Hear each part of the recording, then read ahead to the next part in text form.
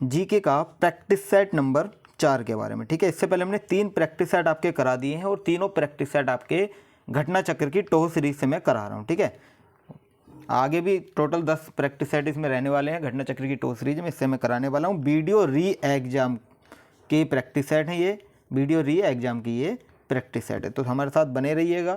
और जिसके पास बुक है ऑलरेडी तो उसकी इच्छा है वो आप देख भी सकते हो, नहीं भी देख सकते हो। ठीक है, जिसके पास नहीं है वो यहाँ से प्रैक्टिस कर सकते हैं। पीडीएफ के लिए अगर आपको पीडीएफ चाहिए तो आप हमारे टेलीग्राम चैनल से भी जुड़ सकते हैं, लिंक वीडियो के डिस्क्रिप्शन में है, वहाँ जा करके जाइए, ज्वाइन कीजिए चैनल को और वहाँ से आप पीडीएफ ले सकते हैं। ठीक है, चलिए क्लास को स्टार्ट करते हैं। पहला क्वेश्चन है नागार्जुन कौन थे? तो नागार्जुन की बात की जाए तो नागार्जुन कौन थे? ये थे आपके कौन? ये बौद्ध दार्शनिक थे एक। ठीक है, ऑप्शन नंबर बी आपका यहाँ करेक्ट आंसर हो जाएगा, बौद्ध दार्शनिक थे। अगला क्वेश्चन आपका है जैन धर्म में 3 रत्न यानी कि जिन्हें त्रिरत्न बोला जाता है वो दिए जाते हैं और उन्हें निर्वाण का मार्ग कहा जाता है, वो क्या हैं? तो वो जो हैं वो आपके सही भाषण, सही ज्ञान, सही आचरण नहीं होगा, सही विश्वास, ज्ञान, व्यवहार, विश्वास, पथ, आचरण, विश्वास, ज्ञान, आचरण। ऑप्शन नंबर डी आपका राइट आंसर हो जाएगा, ऑप्शन नंबर डी, यानी कि सही विश्वास, सही ज्ञान और सही आचरण। ठीक है, जिसे बोला जाता है सम्यक दर्शन, सम्यक दर्शन, सम्यक ज्ञान, सम्यक आचरण। चलिए अगला क्वेश्चन आपका है किस वर्ष बाबर ने सुल्तान इब्राहिम लोदी को पानीपत की लड़ाई में पराजित किया था? किस वर्ष किया था? ये किया था 1526 में, यानी कि 21 अप्रैल 1526 में किया था। ठीक है, ध्यान रखेंगे सभी, ऑप्शन नंबर बी आपका राइट आंसर हो जाएगा। अगला क्वेश्चन आपका है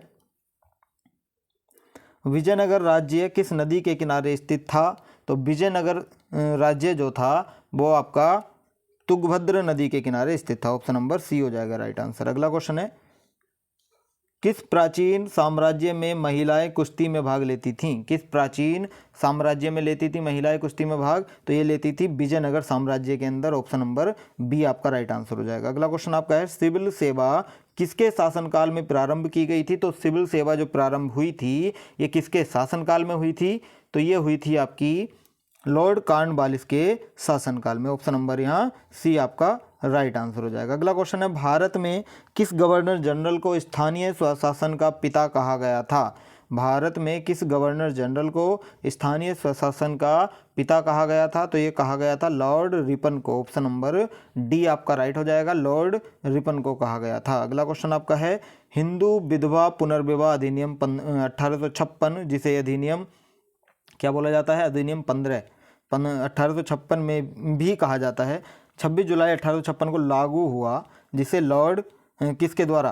तो जिसे लॉर्ड कैनिन के द्वारा पारित किया गया था। ठीक है, ऑप्शन नंबर सी हो जाएगा राइट आंसर। अगला क्वेश्चन आपका है भारतीय संविधान के किस अनुच्छेद के तहत उपराष्ट्रपति का चुनाव होता है? तो भारतीय संविधान का जो अनुच्छेद है वो अनुच्छेद है अनुच्छेद 66, ऑप्शन नंबर सी आपका राइट आंसर होगा। अनुच्छेद 66 के अंतर्गत उपराष्ट्रपति का निर्वाचन यहाँ होता है। ठीक है, अगला क्वेश्चन आपका है मृत्युदंड के मामले में क्षमा देने का अधिकार किसे है? तो मृत्युदंड के मामले में क्षमा देने का अधिकार राष्ट्रपति को प्राप्त है, ऑप्शन नंबर बी हो जाएगा राइट आंसर। अगला क्वेश्चन आपका है लोकसभा में सदस्यों द्वारा निजी विधेयक पेश करने की सूचना अवधि क्या है? तो सूचना अवधि क्या है? तो यह है आपकी 1 महीने की है, ऑप्शन नंबर ए हो जाएगा राइट आंसर। अगला क्वेश्चन आपका है लोकसभा में मतदान करते समय टाई की स्थिति में किसके पास वोट डालने का अधिकार होता है? तो किसके पास होता है? तो स्पीकर के पास होता है, ऑप्शन नंबर बी आपका राइट हो जाएगा। अगला क्वेश्चन आपका है इनमें से कौन सा महान हिमालय या हिमाद्री में पर्वत शिखर नहीं है? कौन सा नहीं है? यह है आपका mount Nag Tibba, option number सी आपका राइट आंसर हो जाएगा, माउंट नाग टिब्बा नहीं है। ठीक है, अगला क्वेश्चन है निम्नलिखित में से कौन सा विकल्प लघु हिमालय में पर्वत की सबसे लंबी पर्वतमाला है? कौन सा है? यह है आपका पीर पंजाल पर्वतमाला, ऑप्शन नंबर सी आपका यहाँ राइट आंसर हो जाएगा। अगला क्वेश्चन है पश्चिमी घाट है क्या? पर्वत, पठार, पठारों का ढलान या पहाड़ियाँ?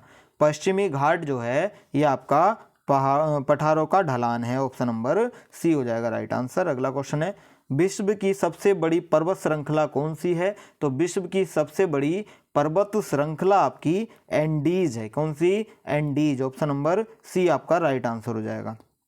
अगला है माउंट किलिमंजारो किस में स्थित एक निष्क्रिय ज्वालामुखी है? तो माउंट किलिमंजारो है आपकी तंजानिया में, ठीक है। ऑप्शन नंबर ए आपका राइट आंसर हो जाएगा, ठीक है। तंजानिया इसका राइट आंसर हो जाएगा। अगला क्वेश्चन आपका है, तनामी रेगिस्तान निम्नलिखित में से किस देश में स्थित है? तो तनामी रेगिस्तान की यहाँ बात की जाए तो ये आपका स्थित है ऑस्ट्रेलिया के अंदर। ऑप्शन नंबर सी हो जाएगा राइट आंसर, ऑस्ट्रेलिया इसका करेक्ट आंसर होगा। अगला क्वेश्चन है, निम्न में से कौन भारत में थोक मूल्य सूचकांक के मुख्य घटक हैं? कौन है? तो ये आपके प्राथमिक वस्तुएं हैं, ईंधन और बिजली है, सेवाएं नहीं है, विनिर्मित उत्पाद है, यानी कि 1 2 4 1 2 4 ऑप्शन नंबर ए आपका राइट आंसर हो जाएगा। अगला क्वेश्चन आपका है, भारत में निम्न में से क्या अप्रत्यक्ष कर की श्रेणी में है? अप्रत्यक्ष कर की श्रेणी में क्या है? आयकर नहीं है, सेवा कर है। ऑप्शन नंबर बी हो जाएगा राइट आंसर, ठीक है। सेवा कर जो है आपका वो किस में है? अप्रत्यक्ष कर की श्रेणी में है, और ये आयकर, संपत्ति कर, निगम कर ये प्रत्यक्ष कर की श्रेणी में आते हैं। अगला क्वेश्चन है, भारत में आय कर को कहा जा सकता है? भारत में आय कर को क्या कहा जा सकता है? प्रत्यक्ष और प्रगामी बोला जा सकता है, ठीक है। अगला क्वेश्चन है, अलीगढ़ किसके लिए प्रसिद्ध है? तो सभी जानते हैं, इजी क्वेश्चन है, अलीगढ़ आपका तालों के लिए प्रसिद्ध है। Option number D. अगला क्वेश्चन है, उत्तर प्रदेश राज्य में किस शहर में पीतल के बर्तन और हस्तशिल्प के लिए प्रसिद्ध है? बताइए कौन सा शहर है जिसे पीतल नगरी भी बोला जाता है? वो आपका मुरादाबाद है, ठीक है, मुरादाबाद। ऑप्शन नंबर बी हो जाएगा राइट आंसर। मुरादाबाद शहर जो है वो उसे पीतल नगरी भी बोला जाता है, पीतल के बर्तन बनते हैं, हस्तशिल्प के लिए भी ये प्रसिद्ध है। अगला क्वेश्चन है, इनमें से कौन सा स्थान धातु की कला, रंगीन तामचीनी और जटिल नक्काशी के लिए प्रसिद्ध है? बताइए कौन सी है? ये है आपका उत्तर प्रदेश में जो मुरादाबाद है, ठीक है। ऑप्शन नंबर सी हो जाएगा राइट आंसर, रंगीन तामचीनी और जटिल नक्काशी के लिए प्रसिद्ध है आपका। अगला है, उत्तर प्रदेश में एकमात्र तेल रिफाइनरी कहाँ स्थित है? तो उत्तर प्रदेश में तेल रिफाइनरी मथुरा में स्थित है। ऑप्शन नंबर बी आपका राइट आंसर हो जाएगा, मथुरा के अंदर स्थित है। भारतीय तेल निगम द्वारा ये संचालित की जा रही है, ठीक है। चलिए अगला क्वेश्चन आपका है, उत्तर प्रदेश का निम्न में से कौन सा जिला काली मिट्टी के बर्तनों के लिए प्रसिद्ध है? बताइए कौन सा जिला है? वो है आपका आजमगढ़। ऑप्शन नंबर बी हो जाएगा राइट आंसर, आजमगढ़ जिला जो है वो काली मिट्टी के बर्तनों के लिए प्रसिद्ध है। अगला क्वेश्चन है, उत्तर प्रदेश का कौन सा शहर अपने ब्रास बेल के लिए पूरे विश्व में विख्यात है? बताइए कौन सा शहर है वो शहर आपका जलेसर है। कौन सा? जलेसर। ऑप्शन नंबर डी हो जाएगा राइट आंसर। क्या? ऑप्शन नंबर डी हो जाएगा राइट आंसर। जलेसर कहाँ है? एटा में है, ठीक है। अगला है, 14वीं शताब्दी की प्रसिद्ध मस्जिद जिसे अटाला मस्जिद या अटाला मॉस्क कहा जाता है, उत्तर प्रदेश के किस शहर में स्थित है?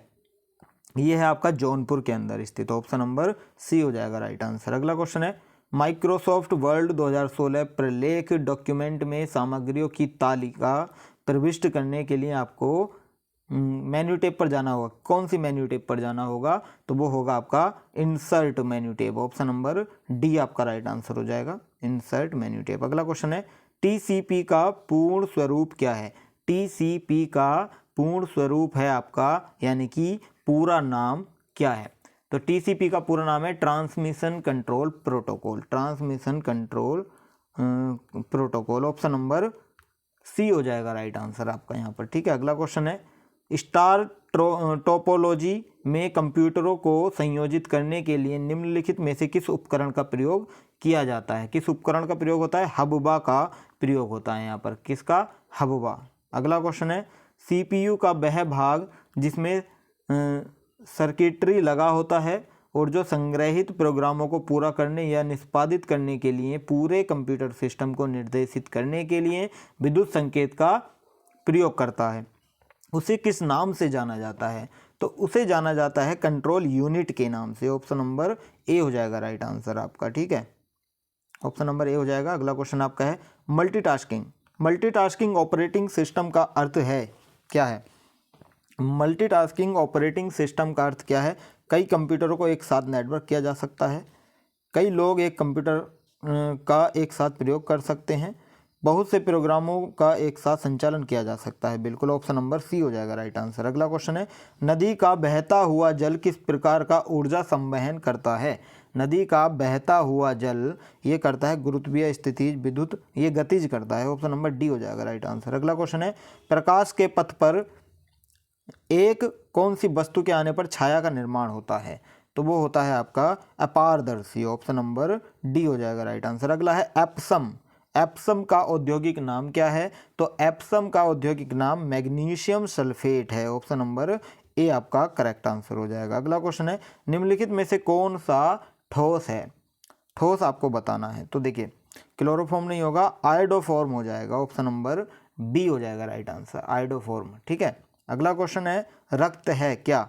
तो रक्त की बात की जाए तो रक्त आपका क्षारीय होता है। ऑप्शन नंबर बी हो जाएगा राइट आंसर। रक्त का पीएच मान कितना होता है? तो 7.35 से लेकर के 7.45 के बीच में माना जाता है। ठीक है।